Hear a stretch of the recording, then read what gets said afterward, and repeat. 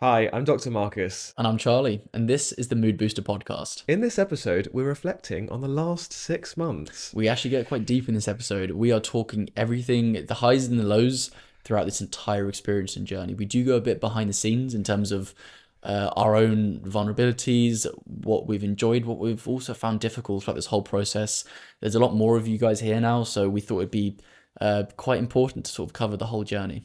Yeah. Overall, we just wanted to have a little sit down moment, a little stock take, and just at a 6 month point and just hitting 10,000 followers on Instagram, just have a little moment to reflect and chat amongst ourselves or between ourselves how, what we've been through. So Exactly. yeah, it was a lovely moment of reflection. It was. We also get into some questions as well, a little Q&A number as well.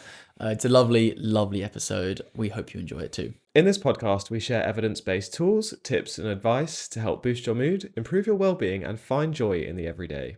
As I just mentioned, we talk about life's highs, lows, and everything in between with real stories and reflections from our own journeys as well. With pillars rooted in introspection, connection, and presence, this is the home of well-being and joy. Hello, everyone. Buongiorno. Welcome back. Ciao, Bella. It's good to have you here. Welcome. It is sublime. Welcome to episode 28. 28. Episode 28. We are back. It's good to have you here. What are we talking about today, Marcus? Well, we are speaking all things the last 6 months. So, how to make a podcast and reflecting on the last 6 months. We wanted to come on here, reflect. We wanted to speak a bit about the highs, the lows, of what we've been through. Really, what it's been like, the journey. We have some good questions for each other as well. A little Q&A piece, a little Q&A number, which should be very, very exciting. You can see a bit more behind the people. I know we're not just pretty faces. I get it, but a bit more about what our experiences have actually been like as well. Yeah, we've done a lot in the last 6 months, but one huge thing we've reached literally yesterday was 10,000 of you. So through one of our main channels, Instagram, we've hit 10,000 followers, and we were like, okay, well, it's been 6 months.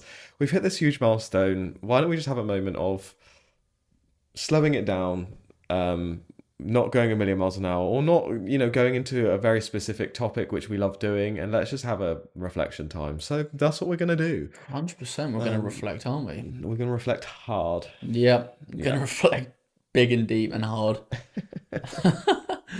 Reflections. Yes. First, Yes. how was your week? How was my week? Thank you for asking. My week. It's been good. Overall, there've been moments of, I think, just with the nature of how quickly this entire week has been going and just balancing absolutely everything. Felt a little bit overwhelmed at points, I think. We got back from the Dolomites recently, as you may or may not have seen. Had a guest interview with Maria. And then, on the weekend, we had a little belated birthday celebration for myself. We went to a vineyard over in Reading, which was a lot of fun. Sublime. Then I saw, a good old friend Tom for lunch on Sunday. And so I think just a lot of just things happening and balancing a lot of things. So I think at certain points, whether it's with the podcast or full-time jobs, which we obviously still trying to balance, I think just at points of the week, when I was able to sort of take a step back, a little bit overwhelmed with how busy things have been recently. As in the nature of coming back from a trip, you're busy, you've got things to catch up on. I think so. Just overall, week's been fantastic. I've had a lot of fun, but just getting back to the sort of routine of things, the sort of nature of how busy everything is overwhelmed me a little bit. It's been a lot. It's been a fun week, as I said, but that's just also been there as well in full transparency. Yeah. Fair enough. Yeah, we had, I think for both of us, yesterday was a bit of a crescendo day. I don't know if that's the right word to use, right? A feeling that all coming to sort of, not heads like blows, like there wasn't some sort of big thing at all, but both of us just independently and then collectively were like, yeah, I'm feeling really overwhelmed today. And then the other was like, yeah, actually I am as well. And we then went out and did street interviews for Maria's episode, which was, interesting.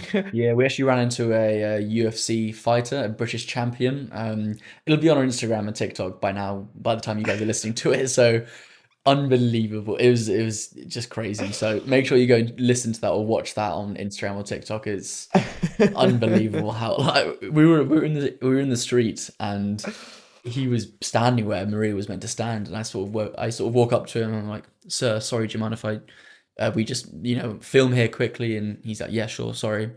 And I clock and I sort of see half of his face, and I go back to Marcus and I say something like, "Oh my God." Yeah. And then I got to Maria, who does MMA, Muay Thai, and I'm like, "Do you know who that is? It's Michael." I'm not gonna say his name because you can go check it out. And then so I go up to him like, "Excuse me, do you want to be interviewed?" I was just huge, and mid-interview he gets pulled away by fans as well. So it's yeah, crazy interview. Yeah, Loco. I didn't know who he was. I have in my notes app guy we interviewed yesterday on my to-do list for editing. So Yeah, yeah, God knows. Well, I do know now. And it was, let's just say it was an interesting yeah, experience. Yeah. yeah. No, it's a But lot then of fun. afterwards we were like, we just need a moment because yeah, woof. My brain just completely shut down. Not because of that, but then I had to jump straight into a meeting. Like had to finish the interviews earlier for another meeting with something else I do, and then yeah, I was just kind of we're on the tube, and I think you were on overdrive, sort of thinking all the things and saying all the things, So much and was I was the happening. Yeah. opposite. I was well, I was also on overdrive, but Charlie's expression of that was just like speak and offload, and mine was just I was shut down. I was like, Yeah, it would have been like a characters out of like a cartoon, just sort of one, just sort of we've got this and this to do and this. What about that tomorrow? And then you're just there looking at the floor like you've just seen like Vietnam back in yeah. 1960. Yeah, And yeah, so that was that. But I think unpacking that a bit more, we've got lots of um lovely things, and we, like Charlie said, we have questions to ask each other. But it's probably important to figure out where that's come from, or 100%. for the sake of balance, as we always do, going through everything to find the joy. Yep. What does that look like? Where does that come from? Where does that balance come from? Or where's this overwhelm come from? I think it's difficult because it's multifaceted, but I'd say it's overall it comes from a want for what we're doing now, just to do much more of it, enjoy it, and just make it everything. But time is the limiting factor. Time and energy is the limiting factor, which is an absolute blessing to even say, because not even 8 months ago, I remember before we had started this, I was sort of in a place where I was wanting a bit more out of what I was doing on my day to day. I was wanting a bit more, purpose and passion. Sure, I think that's probably a bit ego driven as well. We can get into that conversation like a different day, but I was wanting something which, and I have for a while. I think we've spoken about this on different episodes, but wanting something to build and something that you really want to wake up for and just absolutely go for every day. Didn't really have that at like a time, and so to have it now, but for the limiting factors to be the time in the day or the energy that I have is frustrating in the best way possible, because it means that the list is ever growing of things to do, and if something doesn't get done, it's not because I can't do it, it's because I don't have the time to do it. And I think with other things coming into the play, which are just as important, seeing your family, seeing friends who you've not seen in months, or full-time job, for instance, which we're both trying to balance now as well, which is Yeah. obviously important. I think it's just it's balancing a lot on the plate all at once, and at times when you are lower on the resilience or the resolve, as you were saying, you can often feel like that plate starts to wobble and starts to feel a bit more shaky. Um, yeah, I think it's just a balancing act, and sometimes it's absolutely fine to feel like you can't balance it at all points, because you can't always feel like you've got it all together, or I don't, at least, definitely don't. Yeah. So I think it's just that balancing act for me. Yeah. It's For where that sure. overwhelming nature comes from. What about you? Yeah, I think touching on your point is amazing to have so many things to be passionate and happy about. And that is acknowledged from the Yeah. onset or the offset. But I think in doing that, one can subscribe to a lot of things, and both of us currently, from the mood booster perspective, the podcast is the main output. We also have the run club and more to come, obviously, but we are, as such, putting a lot of time and resource and energy into building this podcast and making it as amazing as we want it to be. And well, it already is, but like, continuing that. Of And even in that course. language itself, you can see the pressure that we put on ourselves, and sort of Yeah.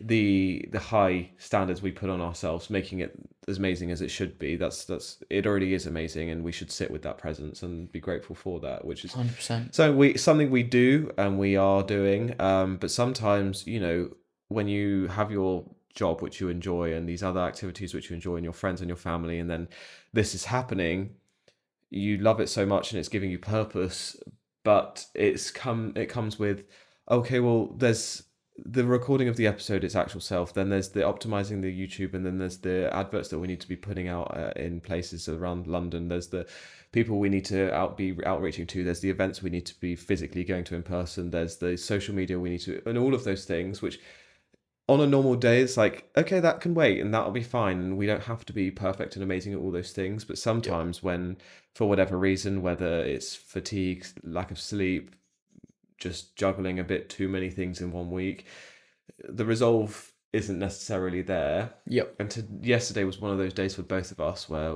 that resolve wasn't there, I don't think. So I was kind of like, today's not the day to try and think beyond this and think about fixing this. Well, fixing implies that there's also something broken, but Yeah.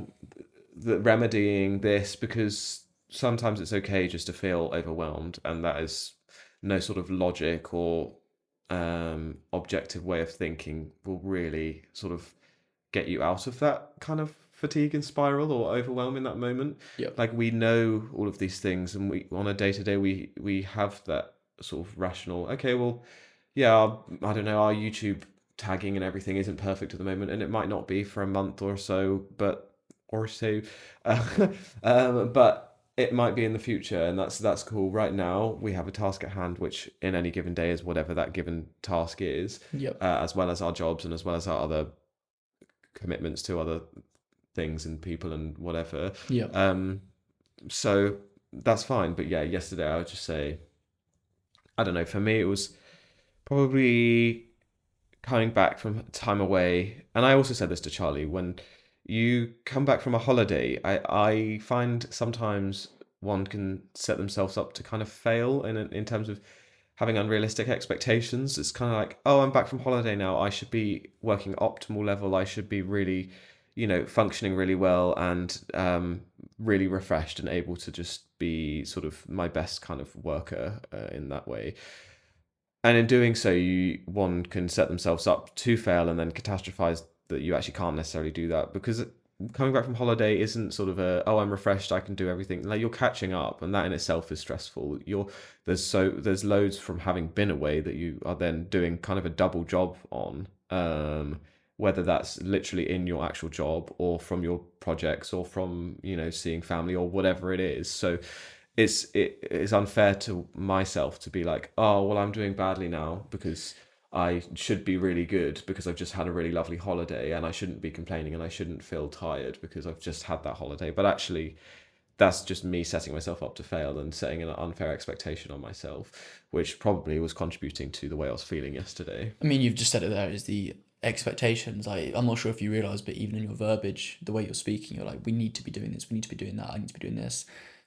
We technically don't need to be doing any of this. This is all we get to be doing this. We get to sit down and record, and we get the pleasure of meeting people on the street. It's all gratitude. And I know it's your mindset and almost in your nature now, from knowing you, just how it is, of these pressures you put on yourself to achieve these high things. And sure, things get done from it, but at the crux of it, in the nature of talking about our well-being, that will suffer because of the high expectations you put on yourself. And if something doesn't happen to your expectation, you get these feelings of like, why is it not happening? Yeah, why is it not doing? We need to be doing all this sort of stuff.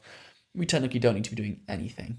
This is all a choice, and it's all a privilege to be able to do this. And so it's, I think, important to, that perspective is really important to sort of see this is all, this is all passion. It's all flows through you. And sure, it's important to have targets and hold yourself accountable as well.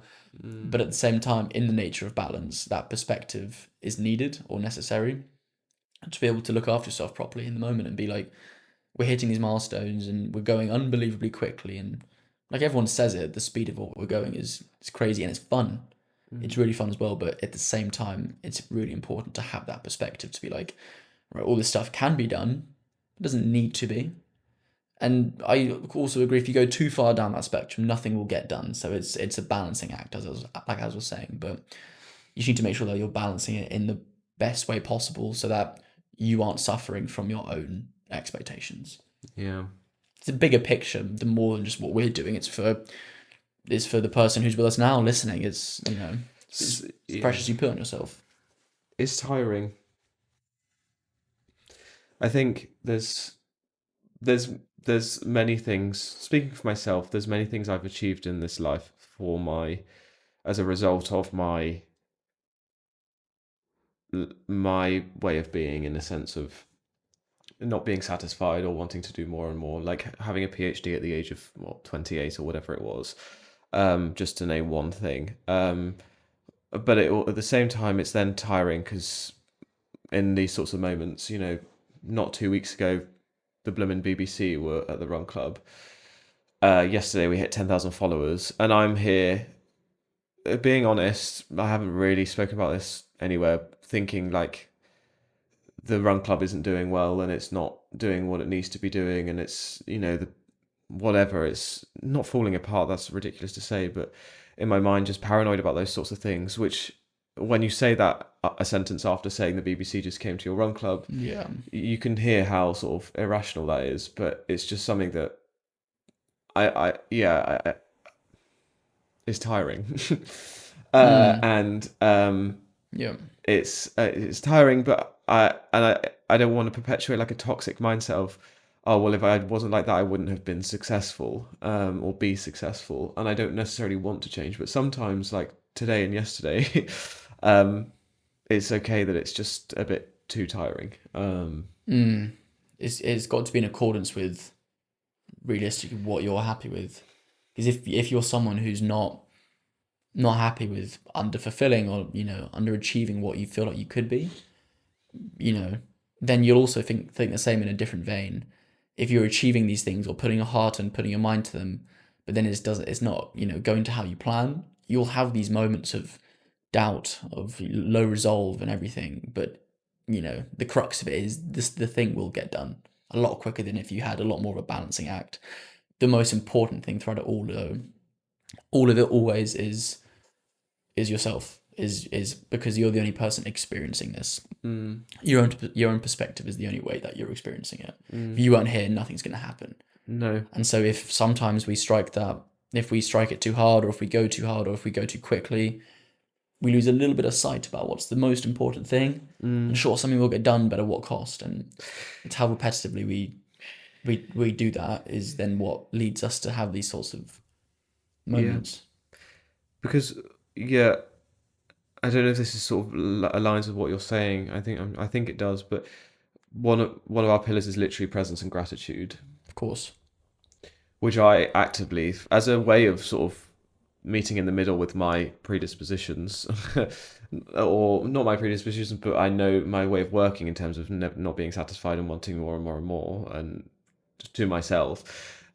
Presence and gratitude is something I actively work on, and we actively work on, and it's something that's really important to sort of have as that aspirational pillar, because it's something that is really important in this life to do, and something that I'm doing proactively all the time. And in amongst those sorts of days, that presence and gratitude sometimes is wavering, which, like I say, yesterday and today, not the day to remedy, because we are people who practice presence and gratitude so much, sometimes too much. I'm always there sort of saying to Charlie, this is a really cool moment, I'm really grateful for this, all of those things, like being over sentimental and whatnot, because it is, I am practicing that and noticing in those moments when it's really cool. But yeah, maybe today and yesterday was just not those days, and that's also okay.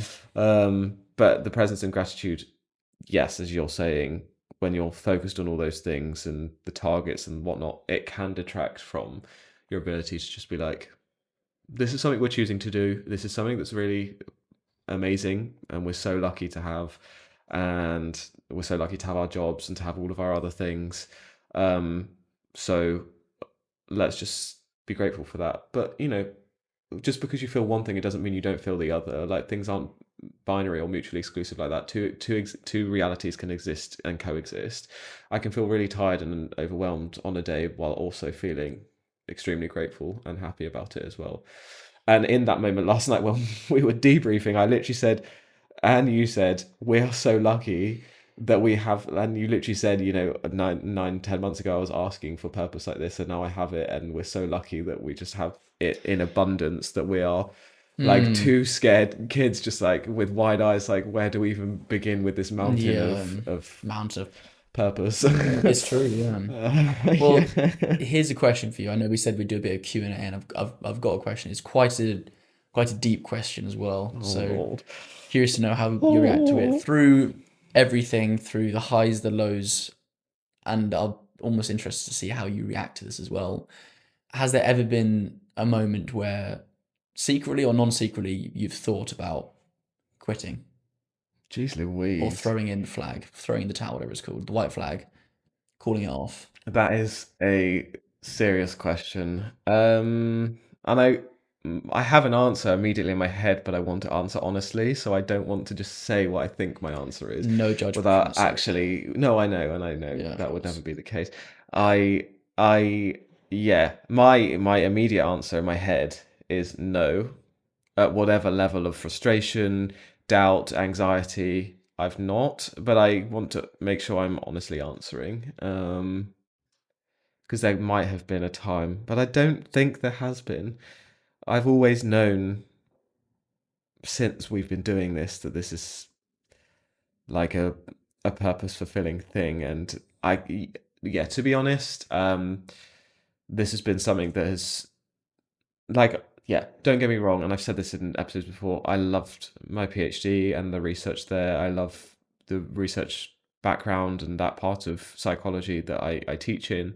I very much love my job, and I'm very grateful for my job, and I really enjoy meeting the people and doing all those things that I do through my paid employment. But in my life, I'd never really felt like a burning passion for anything before, to a point where I was like, I feel like there's something wrong with me because I see people around me feeling that and I don't feel that, until we landed upon this. Not just the podcast, the mood booster itself, and everything that comes from that. And it's something that, yeah, when we talk about purpose, is so fulfilling and so purpose giving and so, um, you know, deep rooted within that, to the point where I'm not blindly, I don't know the word, but just so uh delusionally, like, this is what it's supposed to be. Irrationally Yeah. optimistic, yeah. Yeah. This is what it's supposed to be, and this is what it will be, and however it turns out, this is the gold mine. Yeah. So I don't think I've ever wanted to quit Mm-hmm. that, in all honesty, even in an argument, even in my own self-doubts, even in, fears of, juggling it with employment and all those things. Mm-hmm. I don't think I've ever wanted to quit it. Yeah. What do you think of that? To your answer, Yeah. or yeah, I think you got to define, yeah, what quitting it would look like. Self-doubt is fully normal. It's Mm. yeah, it's whether that self-doubt has ever translated into your mind. Should I be doing this, or Mm. is this going to work? Or, I mean, that's completely normal to have all those questions when, especially when you're building something so big, is to have those moments of self-doubt. But I think, yeah, the question was more quitting is like, have you ever genuinely considered maybe this isn't right? But then again, I don't know where that sits. Well, you always have to question everything you're doing.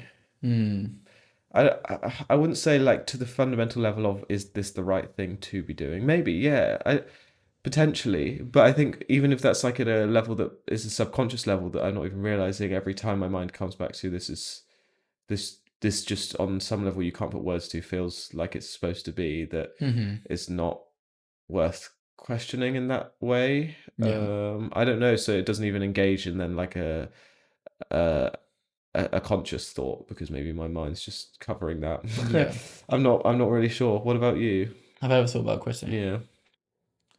I think in a similar vein, not to copy your answer, but I've very much had moments of doubt, whether it's from myself or not the vision, but just moments when it's difficult or when it's tough.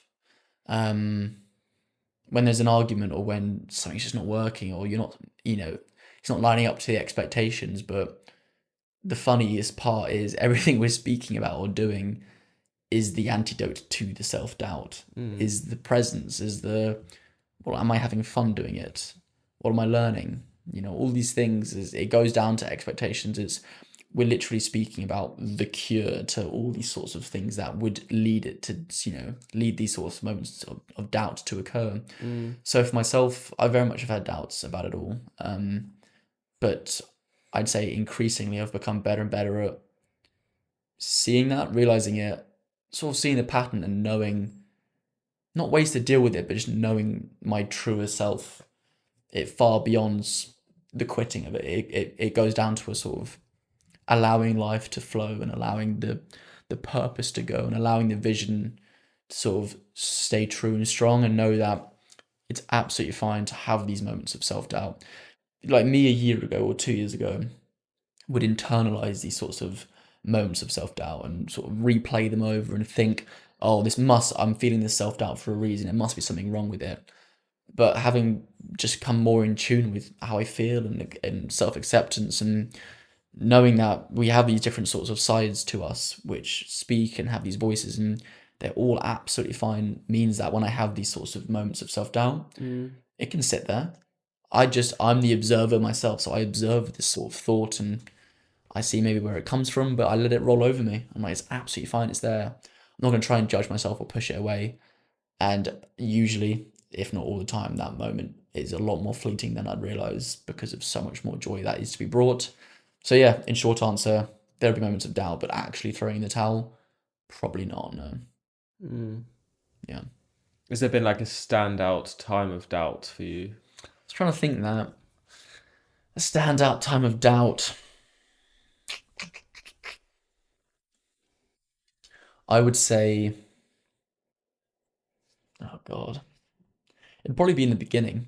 I think when we were just starting and the idea was coming to be, when it wasn't really a thing, it was just a concept and it was just an idea, and it was the sort of easiest to sort of think of reasons why, because I had other things going on or other priorities in my life at the time, which I'd rather have been doing, just because I didn't know this and I didn't know the joy which would have come. But through repeatedly doing what we're doing here and repeatedly talking to amazing people, interviewing a UFC fighter yesterday, which was a crazy interview in itself, meeting all our guests, going away, traveling with the podcast, that it just reinforces it more and more each time. So I wouldn't say there's a standout moment. I'd say just as it's gone on, it's increasingly become, there's been less and less sort of doubt Yeah. in the project itself. Yeah, I couldn't think of a specific one moment in time where I was like, this is like even an argument. Like I can't think of an argument or a moment of self-reflection where I've been like, okay, that was a standout thing to me. That was like, I think the brain.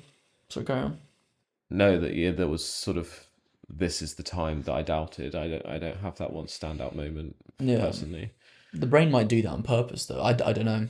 I do not know. I'm not a neurobiologist, but it'd be interesting to know if the brain doesn't hold on to those moments of self-doubt because it doesn't serve a purpose. I don't know. I feel like there's things and other dynamics in my life or past times when that there's specific events and you're like, okay, that was quite, Yeah, fair enough. I don't know. Yeah, when it shows you something's Yeah. not right. Yeah. I guess so. Yeah, actually, you're right. You Well, we've not experienced it because this is the right path. The angel numbers are flowing and everything. they are. All the sort of right signals are there. I think that's probably a reason as well. If we're looking at a higher power, these are all the right things. Yeah. I think so. Okay. Well, Yes. talking about standout memories, Oh, golly. this is quite an expected question on reflections. Yeah. quite a straight, narrow, vanilla one. Yep. But from the last 6 months or beyond, because we've actually been doing this since December last year, what is one standout memory, Do you get that? Well, and why does it mean so much to you?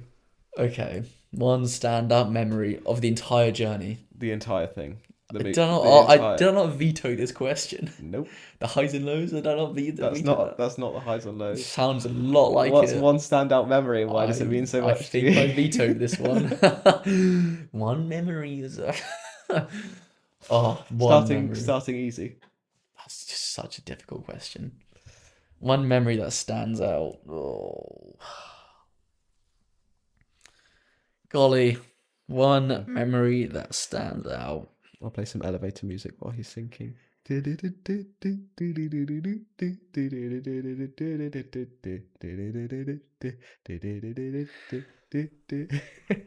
want to say something that's happened more recently, but the two memories that have come to me have been starting it, which is so weird because I've literally just said in the previous question about how, like, in the beginning there was doubt, which is odd to even say aloud. Two things can, like I said, two things can coexist. You could be Completely. doubting it while also knowing at the same time that this is the most correct thing for you. One of them was when we were in the car outside of TK Maxx and we were posting after our first marketing day. Oh my god, I love We were that posting memory. our first marketing. We just done our marketing day with Sam, our videographer and friend, first most or foremost.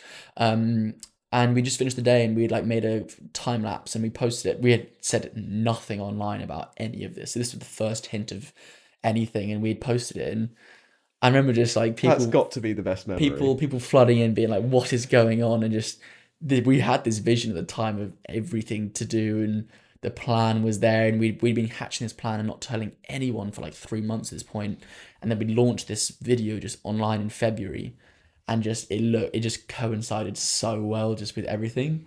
And I remember just in the car we posted it and we just went really giddy, like you know, really giddy. And I think that's a really good memory, I'd say.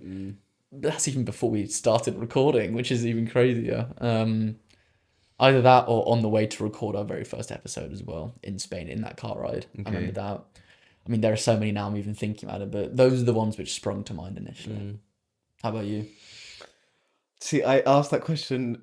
No. Oh, also, can you say, have you covered why they're important to you Oh, yes, that's a really good point, actually. Why they're important. and why to they me. mean so much? Well, I'll start with it. It was. And don't be afraid of being deep. Well, that's, yeah, I hate talking about my feelings, don't I? It's exactly why I've got Trying a to get all Wellbeing the feels podcast. here today, you see, guys. This guy, I'm an absolute. You just see me as a content cow, don't you? Just literally, yeah. It's just make sure you try and cry on the podcast, please. Make sure you just really get emotional. Yeah, get those tears going. Right. Why they're important? I think it was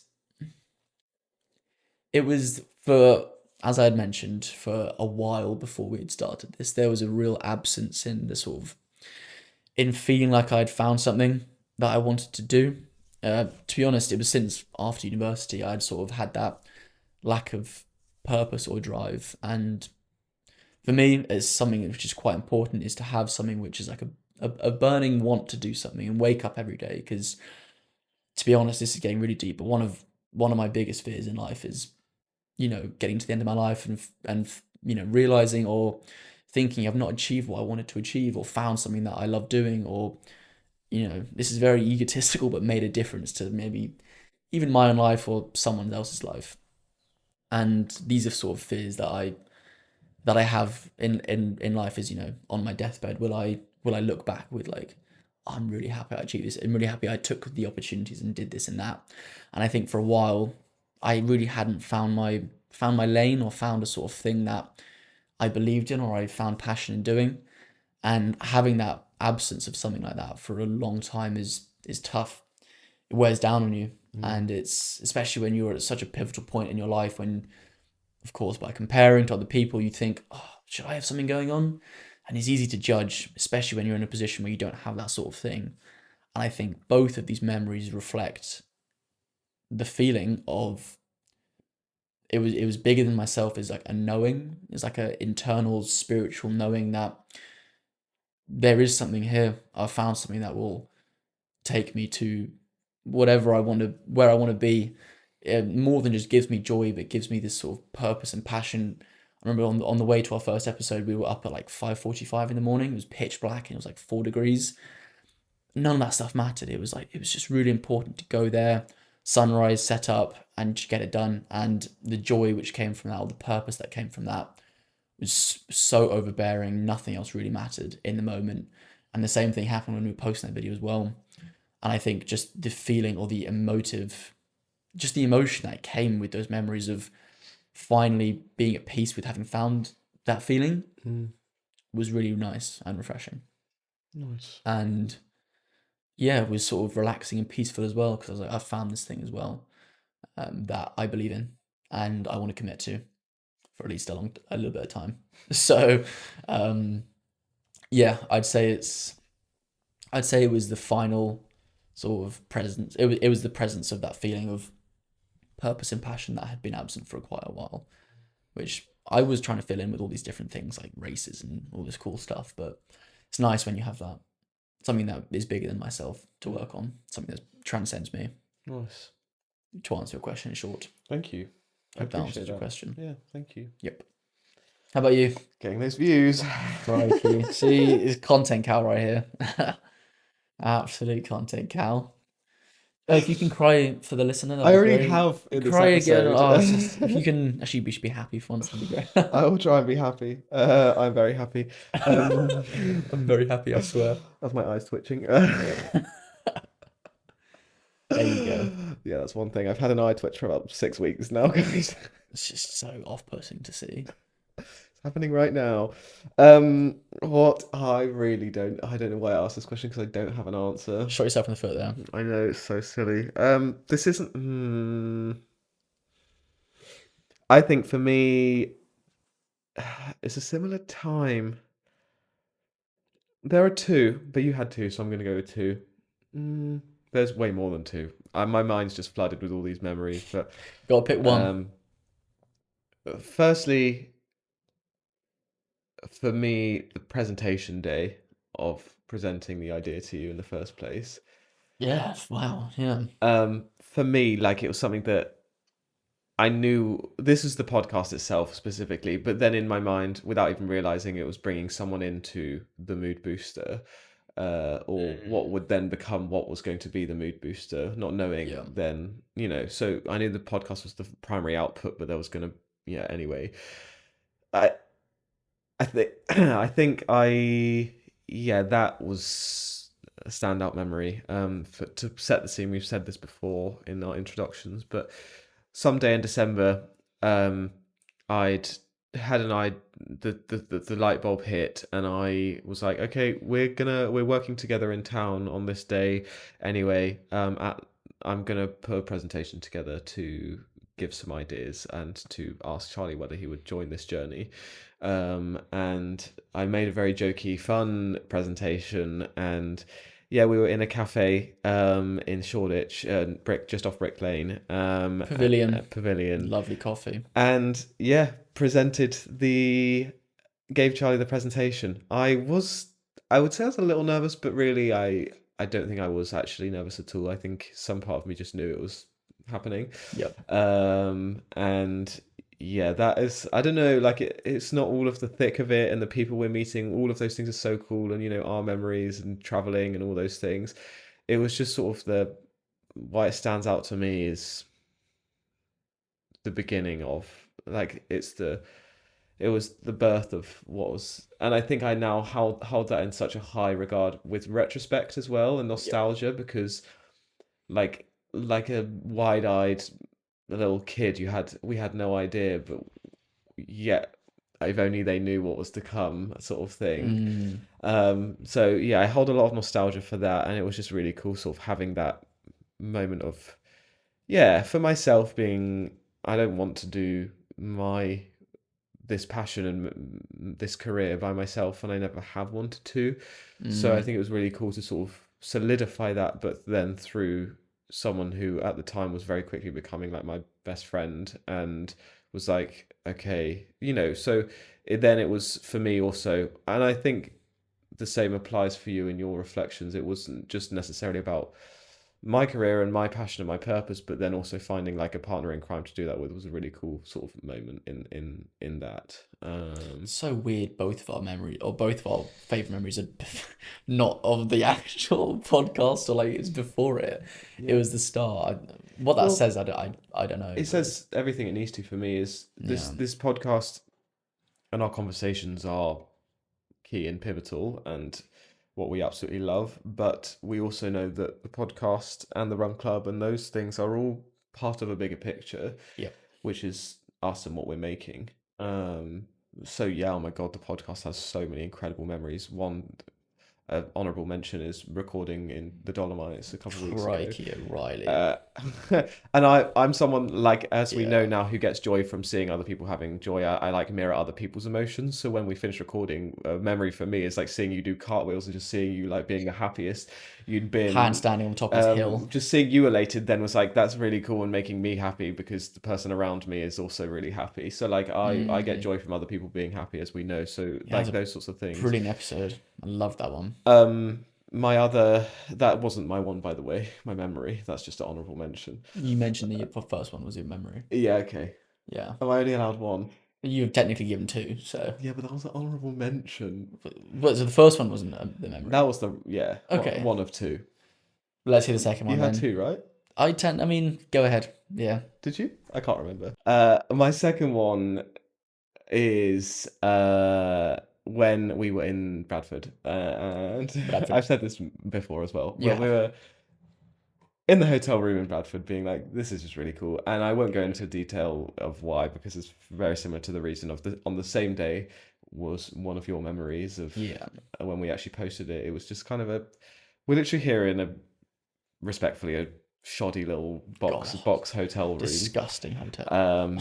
And it doesn't matter because what we're actually doing is really cool. Transcended it. Yeah, so they're my two. Very nice. Slash 2.5 with the honourable mention. Very cool. Yeah. Very nice. Lovely question you had there. Well, yeah, I It thought was a good question. it's a nice little one for the listeners to also sort of get a sense of where we're at and what I don't know what means a lot to us in this journey. There we go. Yeah. Um, I've got another deep one for you here. Another mhm. deep question. As the famous Jojo Siwa once said, who is your dream guest on your podcast? Oh my God, that's such a good question. The famous Mrs. Dream guest on my podcast. I'm not contributing to any JoJo Siwa hate. You just did. No, I think she's a You brilliant. just did. As much as I know about her, I think she's a brilliant, Shouldn't have done that. clever person. You shouldn't have done She that. also can laugh at herself about that. So, yeah. Got it. Who would I say? Who would I say? Who would I say? Who would I say? Frig. That's such a good question. Could they be alive? Do they have to be alive? No. Dead or alive, there we go. Wouldn't you just love to speak to Freud? Sigmund Freud. Yeah. No, Anna. Well, to be fair, there is Anna Freud. No, yeah, Sigmund Freud. Let's explain to our listener who Freud is, famous psychologist. Okay, sorry, I was assuming knowledge that's not there. Yeah. Freud is arguably one of the founding, for the layperson, one of the founding fathers of psychology. He's got a couple of whack beliefs. He does, which is why it'd be very interesting to speak to him. Who coined the psychodynamic, again, arguably coined the psychodynamic approach or concept within psychology, principle within psychology. That, oh God, we have limited time. How do I explain Freud? He has lots of beliefs about our subconscious and our unconscious mind driving our behavior and how we act on a daily basis, so past traumas, all of those things.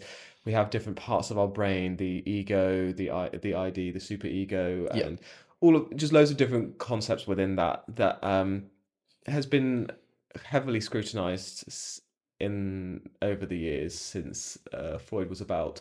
But I do think there are a lot of interesting foundations, and he's a very clever person as well as So for the sake of time, we'll leave that. But that's who he is, and I think it would be very interesting to speak to him, to unpack his thoughts about all of these things. Serious problems he was lot of sexual fantasies with his parents, wasn't there? More the Oedipus And the principle. Electra complex, yeah. Don't know about that one. Look up the Oedipus and Electra complex, listener. This is slightly concerning stuff. But so that's from like a. But I feel like that's a bit of a cop out of an answer. There's someone. There's. Can I ask? Can I just give you loads? No, Fair enough. you can't. Absolutely not. It's a one guess. What? It's not how it works. You Why? can't just. What's your memory? Here's 10. Who's ever guessed? Here's a whole heap of guesses. Why I want. not? That's the whole point. Is there's one. It was really cool though What is? to speak to all these different people. That's the whole thing. Is that you have to choose one though. Fine. Okay, you get one more. If it better be interesting though. Don't say like Carl Jung or something. Another bloody psychologist. No, well, I was thinking of another psychologist more contemporary, like Terry Moffat, who's very influential in my specific research area in forensic psychology. Okay. However, for the sake of not only being allowed one more, I'll move away from psychology potentially. Do you? Let me ask you first. We can't come back to you once you ask me. Why? It's not how it works. Why? You do you first and then it's on to me. Why? Because I've not thought of an answer yet either. So you can still think of your second one. Okay, give me some elevator music, please.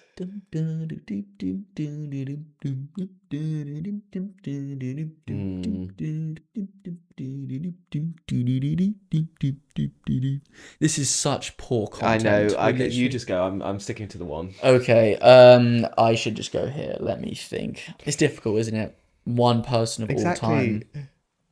I would go with. Who would that be? I just thought you could probably guess it, but that's why I can't say it. I don't think I can guess. Yeah, it'd be fairly obvious. I'm not going to say it. No, say it as a joke. No, okay, as a joke, Julius Caesar, but I can't. Oh, okay, yeah, no. Obviously. But I'm not going with that. I cannot finalize. It would be really interesting, but I cannot finalize it. I'd say my dream guest on their podcast would be Podcast. Crikey. It's difficult, isn't it? That's a really hard question. Yeah. It's the whole thing with role models, isn't it? Well, this is the thing. I don't really put people on a pedestal like that. No. So I'm trying to think of normal people who I just think are cool. David Attenborough, I think he'd be really cool. Everyone would say that, but yeah, It's for a reason. He's really cool. Yeah, what a life he's lived. Yeah. There's a lady in marine conservation, Dr. Sylvia Earle. She's now 90, I think. She's like the queen of marine conservation. She's put her whole life towards it. Nice. I think she'd be absolutely legendary. Her whole decorum is all just like she attacks these huge issues with utter grace. So I think that'd be really cool as well. That would be cool. I think myself. Yeah. I'm just giving you 3, so I'm just going to break my own rule there. Nice. Sorry about that. Okay, well, that's absolutely fine. Apologies. Still sticking to the podcast. Yep. What topic has stuck with you the most and why has it resonated so deeply? Ooh. Out of all of our topics. Regret. Regret. Okay, interesting. Why is that? Because my opinion on it changed throughout the episode. Okay. My thoughts and opinions on regret completely 180'd from before to afterwards. Okay.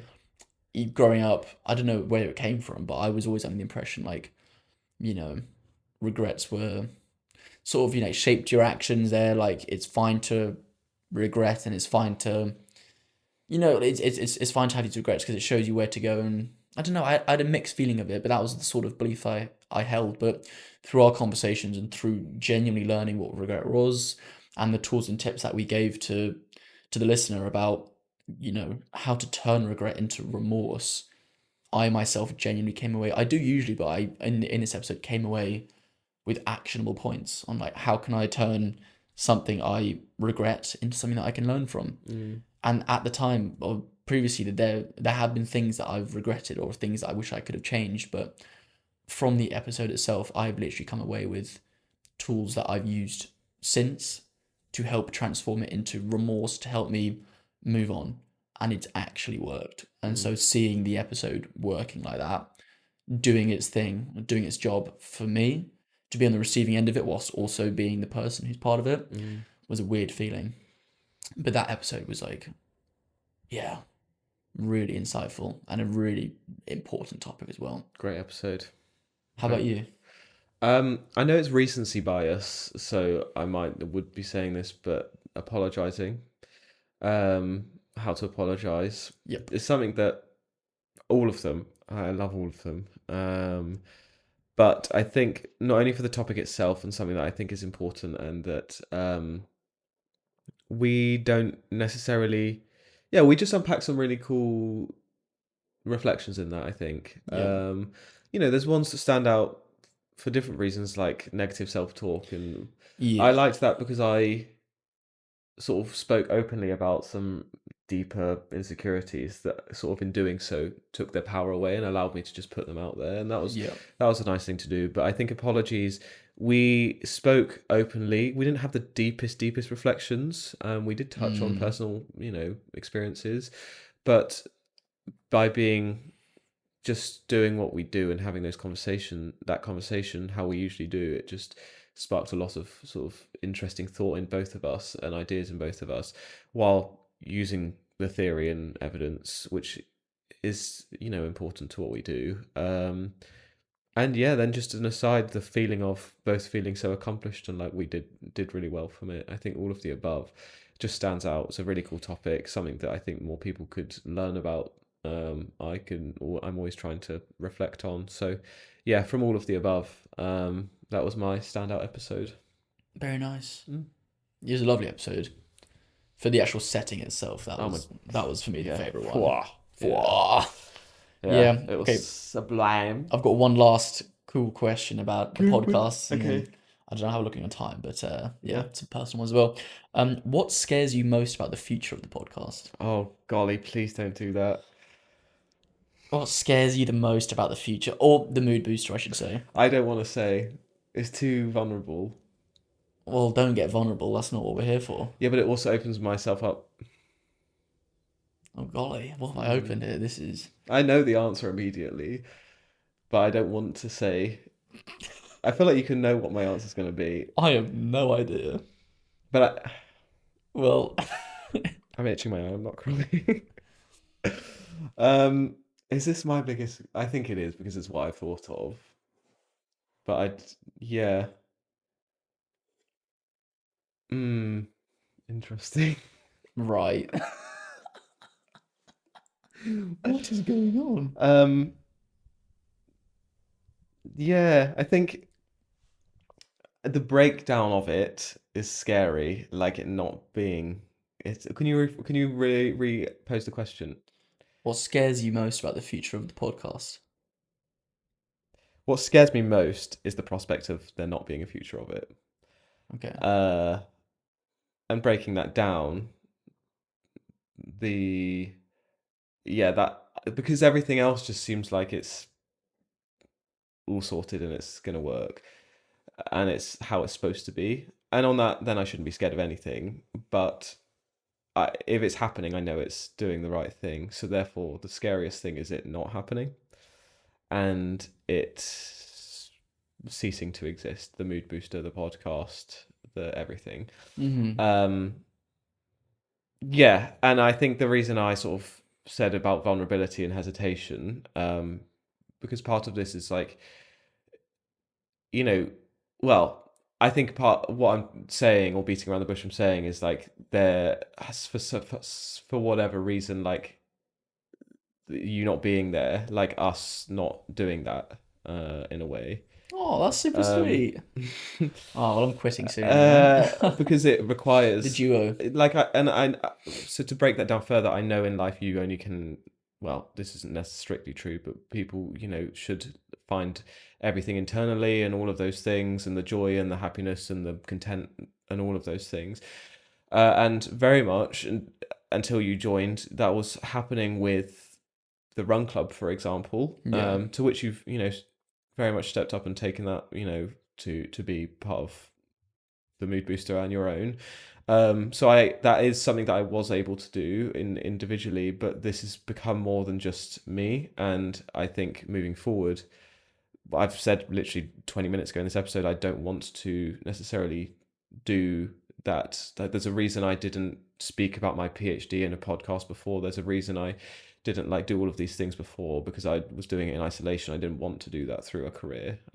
There's hundreds of duos, Ant and Yeah. Deck, Ali and AJ, all of these people for a reason. So the fear of it not happening would be because there's, I guess, to put it The sort of duo disbands. the most vulnerably is because you wouldn't be there. That's super sweet. Oh, I was going more for my own career as like a solo presenter sort of thing. There's So. I apologize. That was cruel in your most vulnerable moment. I had to Josh. That's super sweet. Yeah. That's lovely. Mm. Yeah. And whether you say it or not, I'm sure that I look like a real asshole if I don't have the same answer now. That's fine. I can only live my reality out, and one can only speak their things. Whether you say it or not, I know that is reciprocated on some level. Of course, of course it is. Yeah, yeah. That's super sweet. Thank you for getting vulnerable. That's okay. Yeah. Yeah. It's kind of a practical requirement that you're here. So yeah, 50% of the whole thing. So yeah, kind of needs to work. Yeah, for sure. Yeah. So Okay. if you just didn't not leave, then we could still do this. Yeah, I don't know about that one, chump. I might have to. And I also didn't want to say, because it implies like a lack of, like that. Ultimately. I think that's going to happen, and that's not necessarily the case. Like, I don't sit here being scared of it. Like I say, I know it's all going to work out, including that. But if I had to say something, it's That's interesting. that. Not for me to not answer this one, but I have a question which would work really well to follow up. So I'm going to ask it in the same vein. If everything was stripped away, friends, followers, the podcast, what would still give you meaning?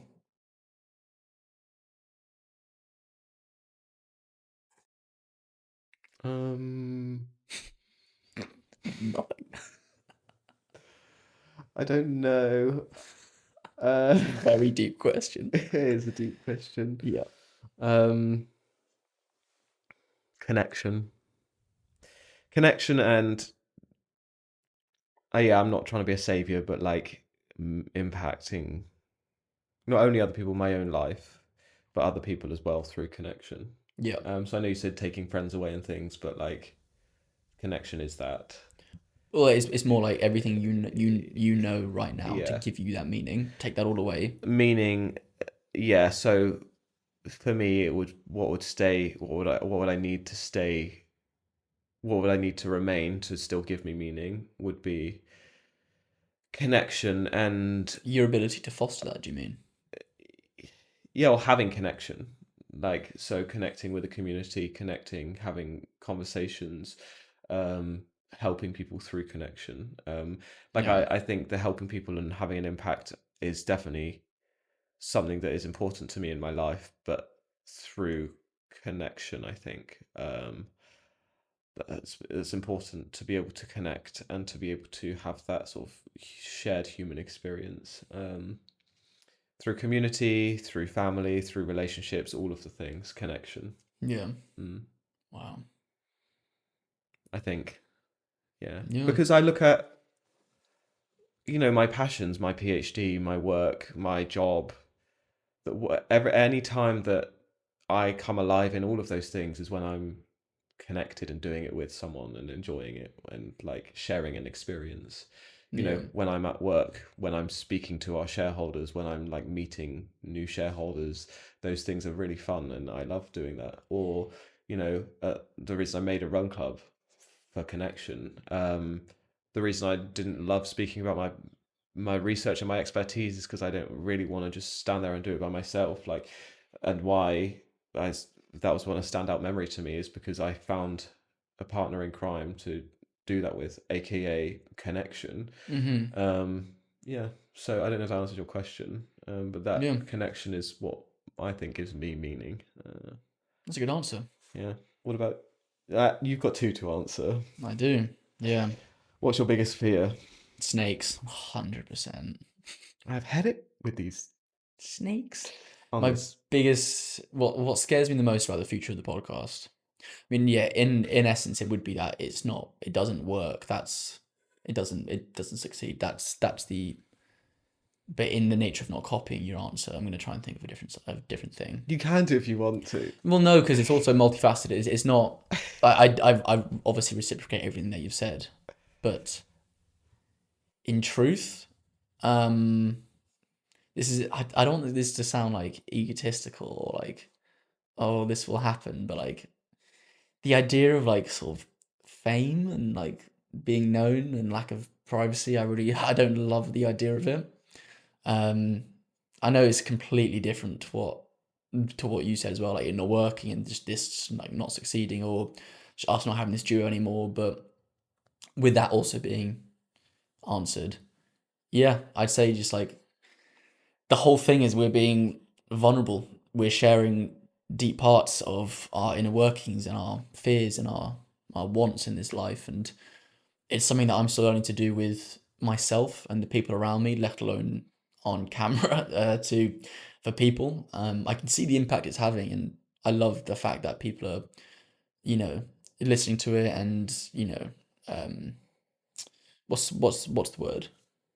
Uh, feeling the same things. I've forgotten the word, but yeah, I think it just does scare me, like being like that sort of the blown up image of the fame of or like whatever it is the lack of privacy.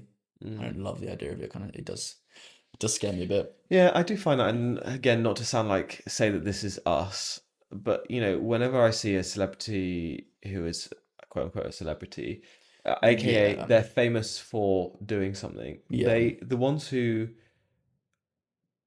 I not that I aspire to be any or whatever that is, but the ones who I think are admirable yeah, are people like who several different people, like Adele, for example, and I think maybe someone like Hugh Grant or Colin Firth or someone said like that on a Graham Norton interview once, but like the notoriety and the fame is a byproduct of doing something you're passionate of about. course. I, for in a basic example of Adele, I love to sing. I love creating music, and don't get me wrong, I'm not grateful for people supporting me, but I also there's a by. I don't set out to be famous. Of course not. I want to do something that makes me alive inside and that burns a fire inside of me, which is what she does. Yep.